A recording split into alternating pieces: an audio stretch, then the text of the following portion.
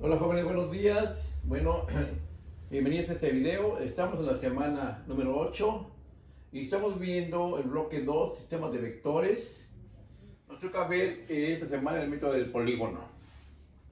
Bueno, como les decía, esta semana revisaremos el último método para sumar dos o más vectores concurrentes, tanto en forma gráfica como en forma analítica. Bueno, ¿por qué se llama el método del polígono? Porque son dos o más vectores, y en el método gráfico, cuando lo utilizamos, este método consiste en ir colocando los vectores uno después del otro. La resultante se obtiene al unir el inicio del primer vector con el fin del último vector, y su magnitud y su dirección se obtienen gráficamente. Recuerden que los métodos gráficos, para poderlos aplicar, es importante definir una escala adecuada que nos permita trazar cada uno de los vectores con su magnitud, y así al obtener la resultante este sea un valor real. Aquí tengo un pequeño ejemplo de la aplicación de este método del polígono. ¿Por qué se llama del polígono? Porque al final se forma un polígono cuando yo cierro mi sistema de vectores con el vector resultante, uniendo el inicio del primero con la terminación del último. Se forma un polígono de tantos lados como el sistema de vectores tenga. En este ejemplo tenemos tres vectores. Aquí en el plano cartesiano los identifiqué: F1 de 3 newton sobre el eje X, F2 de 5 newton a 45 grados sobre el eje X, y F3 de 6 newton a 30 grados sobre el eje X negativo, que corresponde a 150 grados sobre el eje X positivo. Bueno, el método del polígono, les decía, consiste en ir colocando cada uno de los vectores después del anterior. Por ejemplo, aquí, el vector F1 se coloca en la parte sobre el eje X, porque así está en el sistema. El vector F2 tiene una magnitud de 5 newton, pero está a 45 grados. Aquí está colocado, ¿verdad? Después de F1 ponemos F2, y después de F2 ponemos F3, pero con su dirección, que son 150 grados sobre el eje horizontal positivo. Ese que está aquí. De tal manera que la terminación del vector F3 y el inicio de F1 los unimos, y este va a ser mi vector resultante. Esta R se ve que tiene un ángulo menor de 90 y su magnitud se obtendría, pues, gráficamente. Y este es el polígono que se forma, un polígono de 4 lados, que se forma por este método llamado método del polígono. Ok, veamos ahora analíticamente.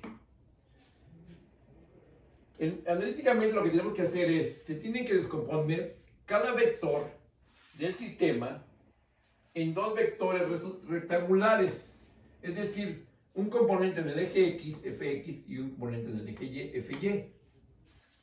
Después de que ya tengo todos los vectores descompuestos en sus dos componentes, sumamos todos los Fx y todos los Fy, y con ellos determinamos el vector resultante y su ángulo de inclinación o dirección del vector.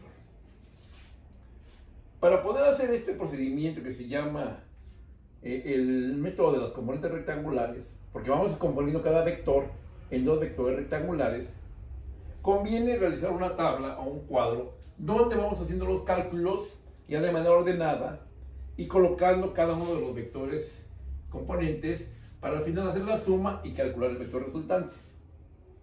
Tenemos varios renglones. En el primer renglón colocamos los vectores del sistema, en este caso F1, F2 y F3.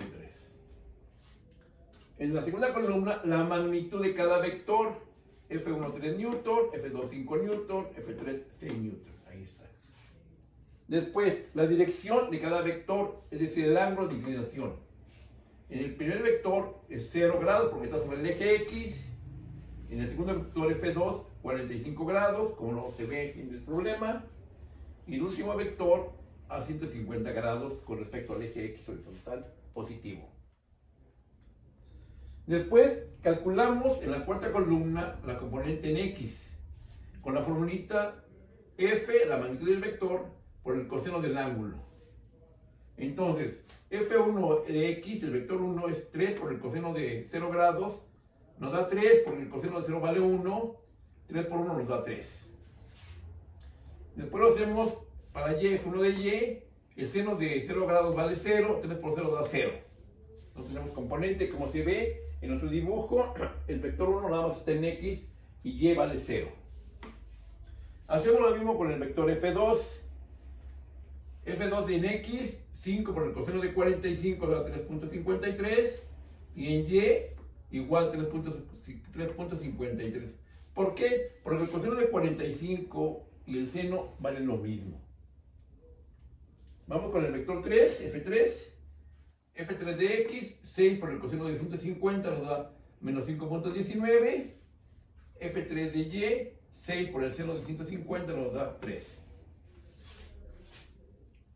Ya que tenemos todos los vectores componentes rectangulares, sumamos los de X y tenemos 1.34, que es la suma de este más este y este negativo. Hacemos lo mismo con Y, 3.53 más este 3, más... ¿ok?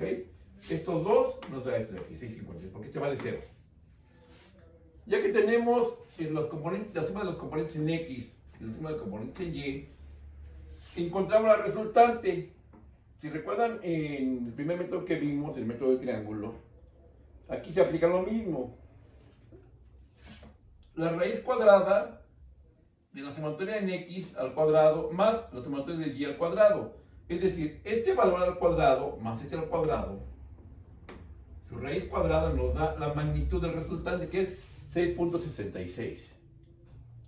El ángulo de inclinación es el tangente a la menos 1 del vector en Y entre el vector en X, es decir, 6.53 entre 1.34, esto nos da un ángulo de 78.62 grados.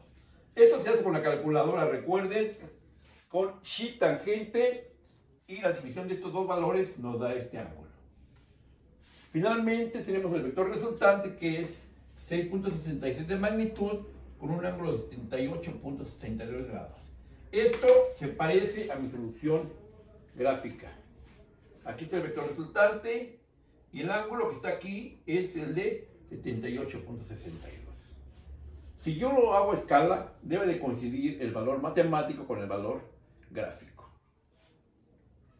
Bueno, este método es el último método que vemos de vectores.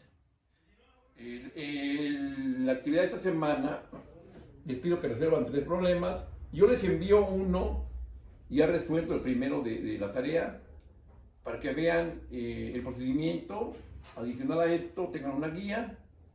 Y estaremos haciendo nuestro examen el día jueves, como ya sabemos, igual que el primer parcial a las 6 de la tarde. Yo se los enviaré como el primer parcial. Tendrán 4 horas para contestarlo y terminaremos el bloque número 2. Me despido, nos vemos en el siguiente video. Estudio para su examen. Hasta luego.